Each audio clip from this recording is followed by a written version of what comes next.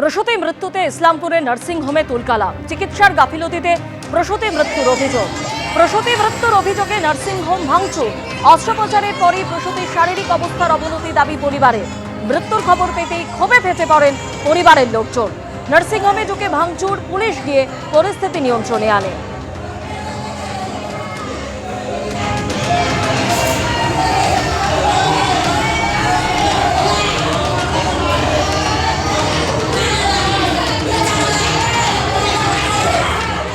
এক বছরের শিশুকন্যাকে বিক্রির অভিযোগ, দম্পতি সহ গ্রেপ্তার 3। উত্তর 24 পরগনার শাসনে শিশুকন্যাকে বিক্রির অভিযোগ। শিশুর বাবা মা সহ গ্রেপ্তার সোনালী সাহা নামে আরও এক মহিলা। সোনালী সাহার মাধ্যমে শিশু বিক্রি করা হয়েছে বলে পুলিশ সূত্রে দাবি। অন্ধ্রপ্রদেশের গুন্টুরে শিশুকে বিক্রি প্রাথমিক তদন্তে জানতে পেরেছে পুলিশ।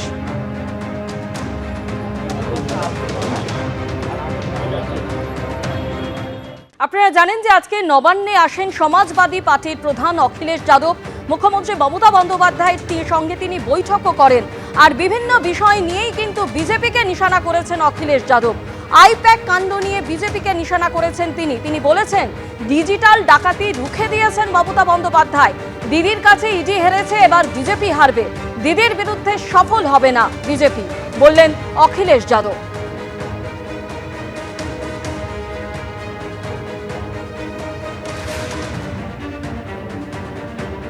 मुझे खुशी है कि दीदी ने ईडी को हरा दिया और Bharatiya Janata party pen drive का पेन नहीं भूल पा रही है।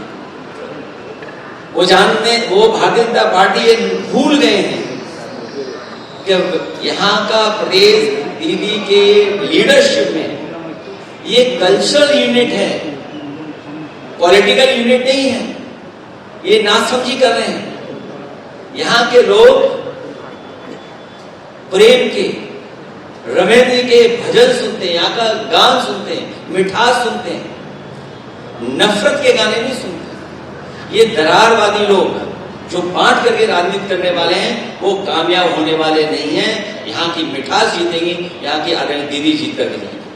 ফাইল চুরি করাটাকে যদি হারানো বলা হয় তাহলে তো আবার ওই একই কথা বলতে হয় যে ওই আমরা সবাই চোর বলে একবার তৃণমূল মিছিলে নেমেছিলেন। এখন সেগুলোই, অর্থাৎ না অখিলেশ আর না রাজ্যের মাননীয় মুখ্যমন্ত্রী মমতা ব্যানার্জি, ওনার জাহাজ ডুবেছে আর এনার জাহাজ ডুবতে চলেছে বলে এর মাঝখানে দাঁড়িয়ে ওনাদের এই সাক্ষাৎকার কতখানি প্রাসঙ্গিক সেটা মানুষ ঠিক করে নেবে। এদিকে নবান্নের বৈঠক থেকে আজ মুখ্যমন্ত্রী মমতা বন্দ্যোপাধ্যায় বলেন ভোটের জন্য কেউ দাঙ্গা লাগাতে চায়।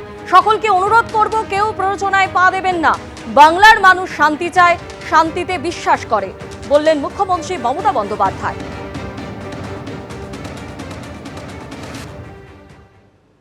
आज़ादी का टाइम से ही जो हिंदू मुस्लिम कहते हैं वो तो आज़ादी का टाइम से है। जब इंडिया यूनाइटेड था, इंडिया बांग्लादेश पाकिस्तान एक साथ में था। जिसको मर्जी हुआ पाकिस्तान चला गया आफ्टर इंडिपेंडेंस, जिसको मर्जी हुआ बांग्लादेश में चला गया, और जिसको मर्जी हुआ इंडिया में रह गया। तो हम लोग तो we are very much Indian, जो आज़ादी का टाइम से इधर में रहते हैं। और हम लोग को पिताजी माताजी हम लोग तो इधर में ही जन्म लिया। लेकिन ऐसा बात है कि अगर हमारा 30% कोई कम्युनिटी का आदमी हो, हम झगड़ा करेगा तो वो रोज रोड अवरोध करेगा, वो आपको कंपनी बंद कर देगा, हमारा जीने हराम कर देगा। हम चाहते हैं सब बराबर रहे, अपना अपना का माफिक, कोई किसी का बातों में इंटरफेयर नहीं करेगा। कोई दंगा लगाने चाहते हैं वोट के लिए, लेकिन हमको रहने पड़ता है 365 दिन।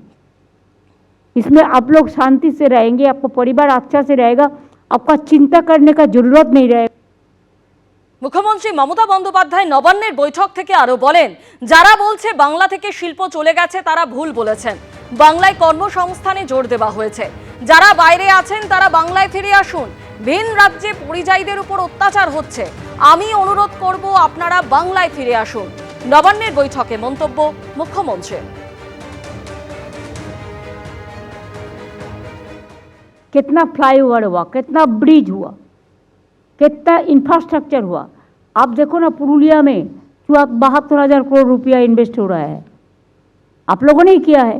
स्टील इंडस्ट्री, चाहे ऑयल इंडस्ट्री, चाहे वागन इंडस्ट्री, चाहे कोच इंडस्ट्री, चाहे आपको शिप बिल्डर्स इंडस्ट्री, चाहे आईटी इंडस्ट्री, चाहे सीमेंट इंडस्ट्री, चाहे क्लस्टर, चाहे स्किल, हमारा स्किल बहुत बढ़िया है। नया सिलिकॉन वैली भी हमने किया है।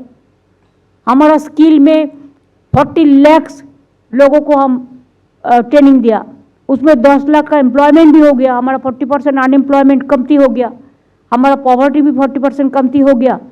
हम चाहते हैं हमारा जो बाहर में जो मजदूर काम करता है, इधर में बाहर का 1.5 करोड़ मजदूर काम करता है, हमको भी डिस्टर्ब नहीं करता है, लेकिन हमारा मजदूर बंगाल को जो आउट स्टेट में काम करता है उसको बहुत अत्याचार होता है।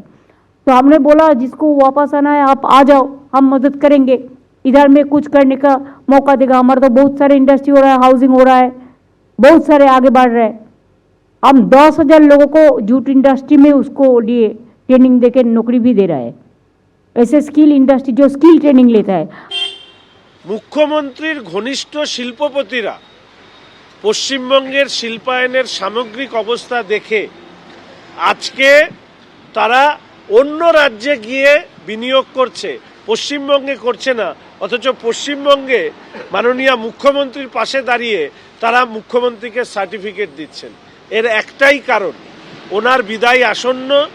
এই সময়টুকু পার করাটাই হচ্ছে এই মুহূর্তে রাজ্যের শিল্পপতি ব্যবসায়ীদের কাছে একমাত্র লক্ষ্য।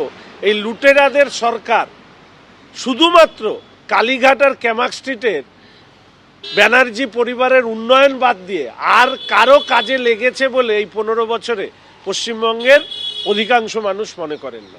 এবিপি আনন্দ, এগিয়ে থাকে, এগিয়ে রাখে।